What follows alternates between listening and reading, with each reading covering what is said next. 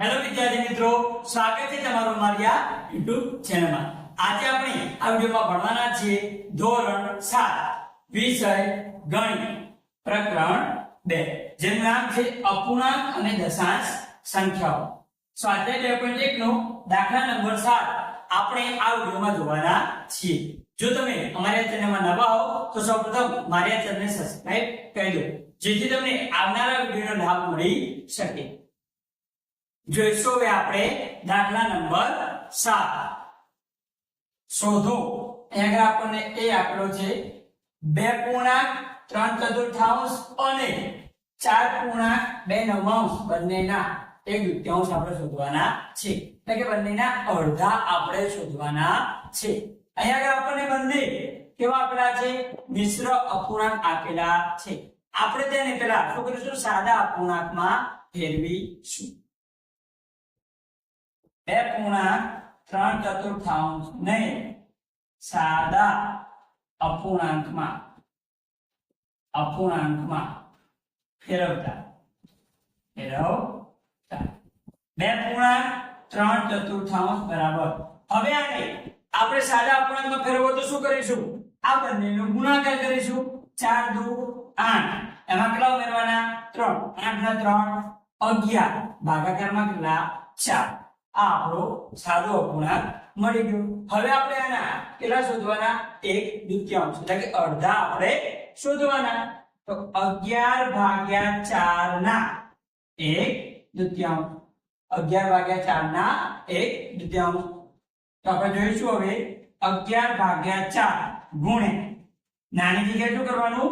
ગુણાકાર 1/2। અહીંયા આગળ શું થશે? અંશનો ગુણાકાર કરીશું, છેદનો ગુણાકાર। 11 ગુણ્યા 1 ભાગાકારમાં 4 ગુણ્યા 2, 11 એકા 11, 4 દુ 8, 11 ને આપણે હવે 8 વડે ભાગીશું। કેટલા વડે ભાગીશું? 8 વડે ભાગીશું। 11/8 કરીશું। 8 નો ઘડિયો 11 વધી 8 એકા 8, 11 માંથી 8 બાદ કરીએ તો કેટલા વધે? 3।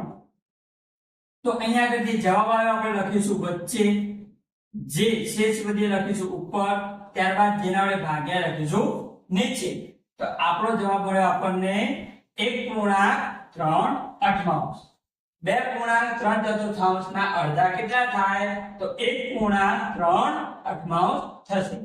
જોઈશું હવે આપણે બીજા નંબરનું 4.2 ના 1/2 શોધવાના, કે એના પણ આપણે અડધા શોધવાના છે। તો શું કરીશું? આ મિશ્ર અપૂર્ણાંકને પહેલા આપણે સાદા અપૂર્ણાંકમાં ફેરવીશું। તો લખીશું 4.2 ને સાદા અપૂર્ણાંકમાં ફેરવતા, સાદા અપૂર્ણાંકમાં ફેરવતા। તો 4.2 બરાબર શું થશે? આ બંનેનો ગુણાકાર। 4 9 36, 36 માં આપણે 2 ઉમેરીએ તો 36 ને 2 38 ભાગ્યા 9। આ આપણને સાદો અપૂર્ણાંક મળ્યો। હવે આના આપણે અડધા શોધીશું। 38/9 ના અડધા તો શું થશે? 38/9 ગુણ્યા નાની જગ્યાએ શું કરવાનું? ગુણાકાર 1/2।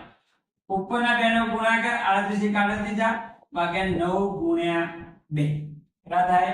9 ગુણ્યા 2। અહીંયા આગળ આપણે ઉડાડીશું તો 19 દુ 38 થાય। કેટલા થાય? 19 દુ 38, ઉડાડી દીધા। 38 ની જગ્યાએ કેટલા લખ્યા? 19 લખ્યા।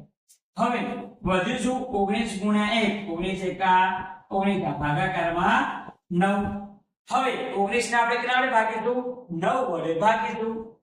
તો 19/9, 9 નો ઘડિયો આપણે 19 સુધી બોલીશું। 9 દુ 18, કેટલા થશે? 9 દુ 18, 19 માંથી 18 જાય કેટલા વધે? 1 શેષ વધે। તો આપણો જે જવાબ આવે એ વચ્ચે લખીશું, જે શેષ વધી એ ઉપર લખીશું, ત્યારબાદ જેના વડે ભાગ્યા એ નીચે। 2.1 આપણો જવાબ આવ્યો। શું જવાબ આવ્યો? 2.1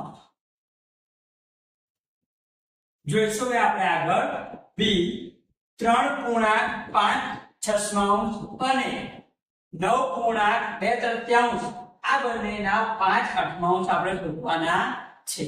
તો શું કરીશું, અહીંયા આગળ આપણને મિશ્ર અપૂર્ણાંક સ્વરૂપે પહેલા આપેલા છે, તેને આપણે સાદા અપૂર્ણાંકમાં ફેરવીશું. તો લખીશું 3.5 ને સાદા અપૂર્ણાંકમાં ફેરવતા 3.5 બરાબર. હવે આને સાદા અપૂર્ણાંકમાં કેવી રીતે ફેરવીશું, આ બંનેનો ગુણાકાર કરીશું.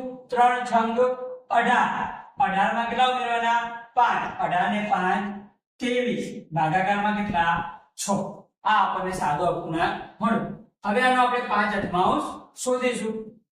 તો 23/6 ના 5 અઠમાંશ.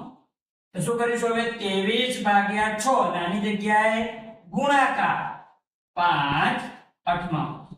ઉપરના બેનો ગુણાકાર 23 ગુણ્યા 5, ભાગાકારમાં 6 ગુણ્યા 8, રાત છે 6 ગુણ્યા 8.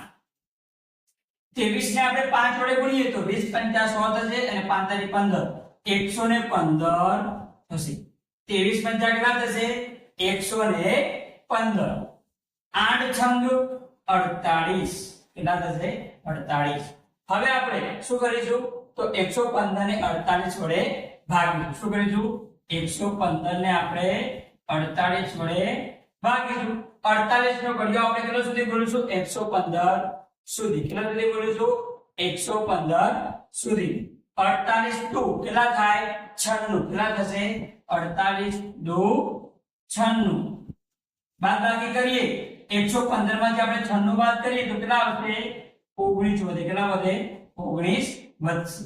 તો અહીં જે જવાબ આવ્યો એ આપણે વચ્ચે લખીશું, જે શેષ વધી એ આપણે ઉપર લખીશું, ત્યારબાદ જેના વડે ભાગ્યા એ નીચે આવશે. તો આપણો જવાબ આવો આવ્યો 2.19/48. 19/48 એવું તમે બોલી શકો. જોઈએ હવે આપણે આગળ 9.2 ના આપણે 5 અઠમાંશ શોધવાના છે. તો શું કરીશું, આપણે આ જે મિશ્ર અપૂર્ણાંક આપ્યો એને આપણે સાદા અપૂર્ણાંકમાં ફેરવીશું. 9.2 ને સાદા અપૂર્ણાંકમાં ફેરવતા તો 9.2 બરાબર શું થશે, હવે આ બંનેનો ગુણાકાર. 9 તારી 27, 27 ને 2 કેટલા થાય 29, 27 ને 2 29, ભાગાકારમાં 3. હવે આપણે સાદો અપૂર્ણાંક મળી ગયો, આને આપણે 5 અઠમાંશ શોધીશું. તો 29/3 ના 5 અઠમાંશ. તો 29/3 નાની જગ્યાએ કરીશું ગુણાકાર, અહીંયા આગળ લખીશું 5 અઠમાંશ. હવે ઉપરના બેનો ગુણાકાર થઈ જશે. 29 ગુણ્યા 5, નીચે 3 ગુણ્યા 8. આપણે 29 ગુણ્યા 5 કરીએ તો 20 પંચા તો 100 થાય અને 9 પંચા 45, 145 થશે. કેટલા થશે 145 થશે. 29 ગુણ્યા 5 કેટલા થાય 145. ત્યારબાદ 3 અઠ્ઠા 24, કેટલા થશે 3 અઠ્ઠા 24. હવે શું કરીશું, આપણે 145 ને 24 વડે ભાગીશું.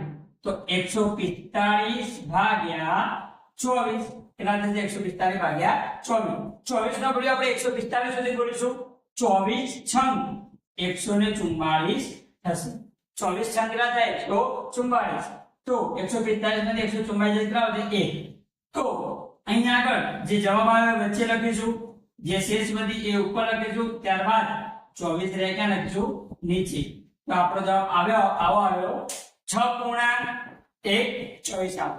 તો આ રીતે આપણે દાખલા નંબર 7 નું સંપૂર્ણ સોલ્યુશન જોયું. જો તમને વિડિયો ગમ્યો હોય તો વિડિયોને લાઈક કરો, આ વિડિયો તમારા મિત્રોને શેર કરો અને મારી આ ચેનલને સબસ્ક્રાઇબ કરો.